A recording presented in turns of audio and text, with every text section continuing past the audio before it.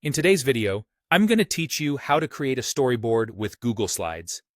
Think of your storyboard as a visual roadmap for your video, presentation, or animation.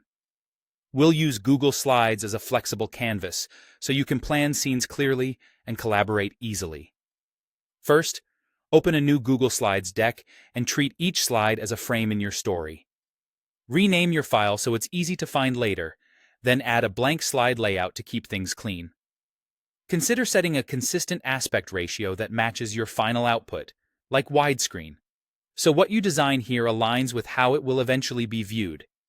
If you already know your key scenes, create a slide for each one up front to see the flow take shape. Next, bring your frames to life by adding images, sketches, or screenshots to illustrate each moment. Use the Insert menu to add images from your computer, drive, or the web. If you need quick sketches, shapes, and the scribble line can stand in for story art. Keep visuals simple and clear. These don't have to be polished illustrations, just enough to communicate action, setting, and key details. If you're reusing a background, duplicate the slide to maintain continuity and save time. Now layer in meaning with text boxes for dialogue, captions, or notes. Use short lines of dialogue near the characters, captions at the bottom for narration, and small notes off to the side to explain intent, camera angle, or timing. Keep fonts readable and consistent. Bold for dialogue, regular for scene notes, works well. If you prefer to keep the frame clean, use the speaker notes area below the slide for longer explanations you can reference while presenting.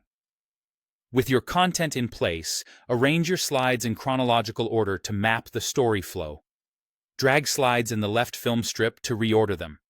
Look for gaps or jumps in logic, and add or refine frames as needed. Consistency helps. Reuse layouts, maintain a steady pace, and show cause and effect from one slide to the next. To clarify action, use shapes or arrows to indicate movement or transitions. Draw arrows to show direction, speed lines for fast motion, or dashed arrows for camera moves like pans and zooms. You can color code arrows for different types of movement, and add brief labels so reviewers instantly understand what's happening between frames. Finally, present or share the storyboard to review the sequence visually. Use present mode to watch it play out like a film strip. If you're collaborating, share the file so others can review and help refine timing, clarity, and impact. By the end, you'll have a clear, polished storyboard ready to guide production.